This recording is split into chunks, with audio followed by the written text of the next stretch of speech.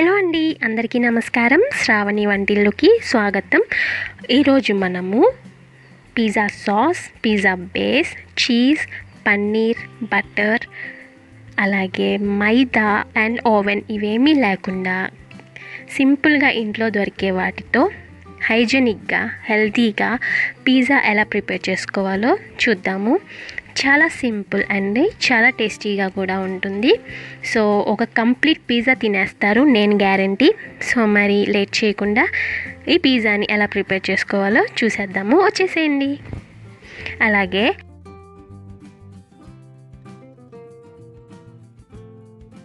ఫస్ట్గా మనం pizza base చేసుకుందాము. దానికోసం ఇక్కడ నేను 1 కప్పు గోధుమ పిండి తీసుకుంటున్నాను. ఇందులోకి రుచికి సరిపడా ఉప్పు వేసుకోండి.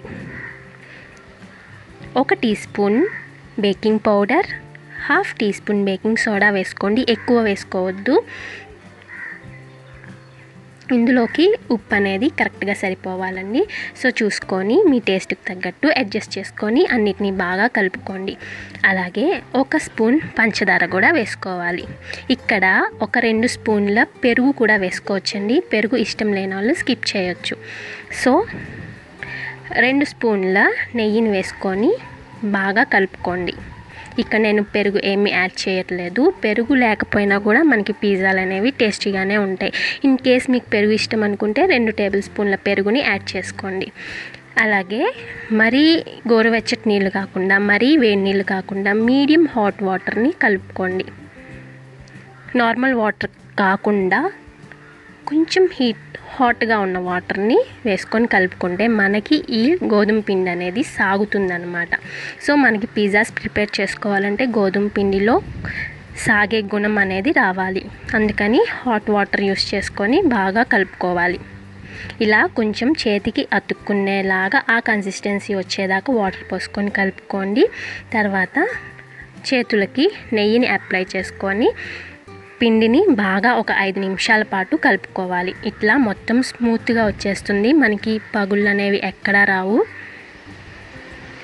ఇప్పుడు పైనుంచి నెయ్యిని అప్లై చేసుకొని ఒక కాటన్ క్లాత్ని తీసుకొని తడుపుకొని వాటర్ మొత్తం పిండేసుకొని పైనుంచి కవర్ చేసుకోవాలి. మూత పెట్టేసుకొని ఒక అరగంట రెస్ట్ ఇద్దాం. ఈలోగా మనం పిజ్జాలోకి కావాల్సినవన్నీ ప్రిపేర్ చేసుకుందాము. వాటర్ తీసుకొని అందులో ఉప్పు వేసుకొని బాయిల్ చేసుకోండి. ఇప్పుడు ఇందులో మీల్ మేకర్ని 2-3 సార్లు కడుక్కొని వేసుకొని బాయిల్ చేసుకోండి. నేను ఇక్కడ చిన్న మీల్ మేకర్ని యాడ్ చేసుకుంటున్నాను. మెత్తగా వచ్చేంత వరకు ఉడికించుకోండి. మనకి ఎంతో టైం పట్టదండి. చిన్న మీల్ మేకర్ 2 మినిట్స్లో ఉడికిపోతాయి అన్నమాట. సో హాట్ వాటర్ తీసేసి అందులో కొంచెం నార్మల్ వాటర్ పోసుకొని పిండేసుకొని పక్కన పెట్టుకోండి. ఇప్పుడు ఇందులో ఇలా మనం పిజ్జాలో వేసుకోవచ్చు, కాకపోతే చప్పగా ఉంటాయని నేను ఇందులోకి స్పైసీ కోసం కారం, అలాగే కొంచెం గరం మసాలా యాడ్ చేసుకొని అన్నిటినీ బాగా కలుపుకొని పక్కన పెట్టుకుంటున్నాను.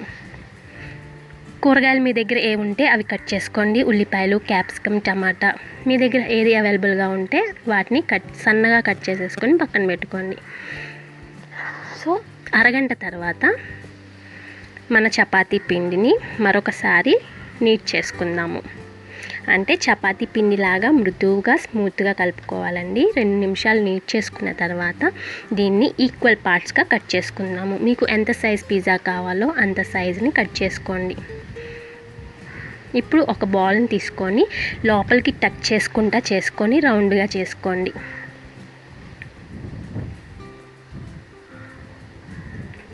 అలాగే మిగిలిన బాల్స్ అన్నిటిని పిండి లోపలికి టచ్ చేసుకొని రౌండ్గా స్మూత్గా చేసుకోండి.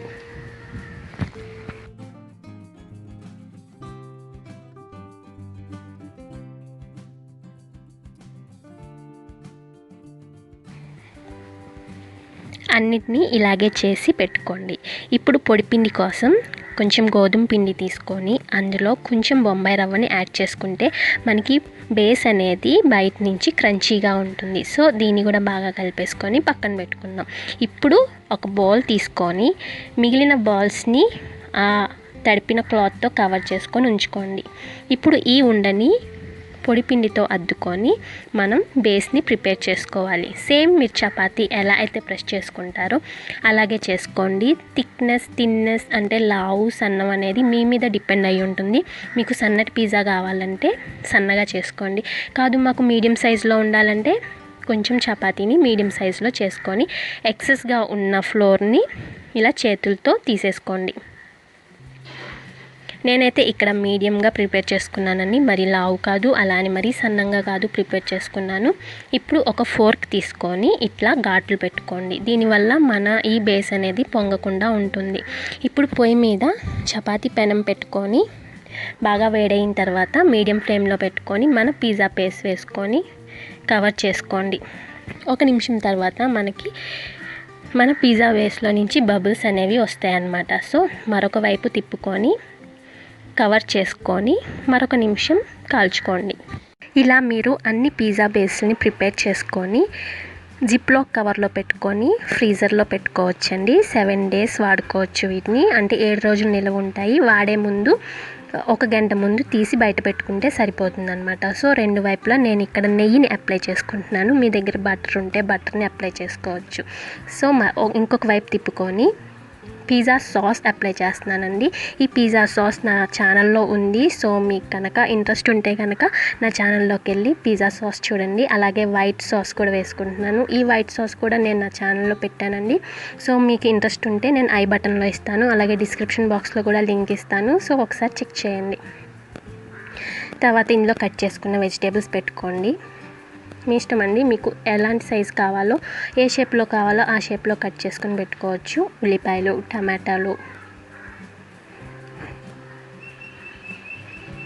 ఇక్కడ మనం వైట్ సాస్ వేసుకున్నాం కదండి. సో ఇక్కడ నేను చీజ్ అలాగే పన్నీర్ ప్లేస్లో వైట్ సాస్ని వేసుకున్నాను అనమాట. ఇది వేసుకుంటే మనం ఆ 2 స్కిప్ చేసేయచ్చు అనమాట.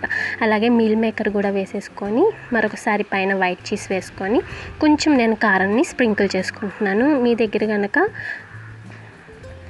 చిల్లీ ఫ్లేక్స్ ఉంటే అవి కూడా వేసుకోవచ్చు అనమాట. సో ఇప్పుడు మళ్ళీ స్టవ్ వెలిగించుకొని లో ఫ్లేమ్లో పెట్టుకొని కవర్ చేసేసుకొని 8 లేదా 10 నిమిషాల వరకు అలా వదిలేసేయండి. అంతే, మన పిజ్జా అనేది రెడీ అయిపోతుంది. చాలా సింపుల్ కదా. ఇందులోకి మనం వైట్ సాస్ని అలాగే పిజ్జా సాస్ని ముందే ప్రిపేర్ చేసుకొని పెట్టుకుంటే చాలా సింపుల్గా ఈ పిజ్జా అనేది ప్రిపేర్ చేసుకోవచ్చండి. మనకి చీజ్ అలాగే పన్నీర్తో కూడా పని ఉండదు. చాలా మాయిస్ట్గా ఉంటుంది, అసలు డ్రైగా అనిపించదు, తినే కొద్దీ తినాలనిపిస్తుంది. సో చూసారా, వెనక వైపు కూడా మనకి చక్కగా కాలిపోయింది, క్రంచీగా ఉంటుంది. ఇక్కడ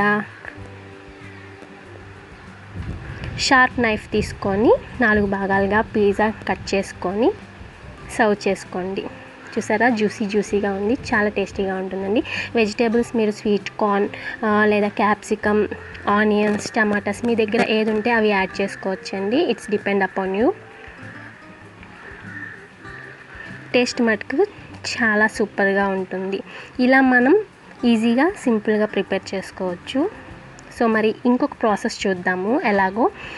సేమ్ పిజ్జా పేస్ట్ ప్రిపేర్ చేసుకొని దాని మీద పిజ్జా సాస్ స్ప్రెడ్ చేసుకోవాలి, అలాగే వైట్ సాస్ కూడా స్ప్రెడ్ చేసుకోండి. ఇక్కడ నాకు వైట్ సాస్ కొంచెం థిక్గా వచ్చింది. సో మీరు కొంచెం పల్చగా చేసుకొని వేసుకుంటే మనకి ఈజీగా స్ప్రెడ్ అవుతుంది అనమాట. ఆనియన్స్, మీల్ మేకర్స్, టమాటా, అలాగే పైనుంచి నెయ్యిని అప్లై చేసుకోండి. సైడ్స్ని కూడా నెయ్యి వేసుకొని కొంచెం చిల్లీ పౌడర్ని స్ప్రింకిల్ చేసుకొని ఆ ప్లేట్ని డైరెక్ట్గా మీరు వేడి చేసుకున్న తవా మీద పెట్టుకోండి. 5 నిమిషాల ముందు ఆ చపాతీ కాల్చుకునే పెనంని పొయ్యి మీద పెట్టేసేయండి. హీట్ అవుతుంది.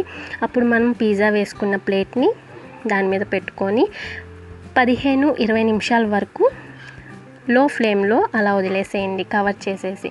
అంతే, అంతే అండి, మన పిజ్జా రెడీ అయిపోయింది. కట్ చేసేసుకొని సర్వ్ చేసేసుకోవడమే. సో మరి చూసారు కదా, ఈ పిజ్జా చేయడం ఈజీగా అనిపించుంటే కనుక మీకు నచ్చితే కనుక లైక్ చేయండి, షేర్ చేయండి, కామెంట్ చేయండి. మరిన్ని ఈజీ అండ్ టేస్టీ రెసిపీస్ కోసం శ్రావణి వంటల్ని సబ్స్క్రైబ్ చేసుకోవడం మటుకు మర్చిపోవద్దు.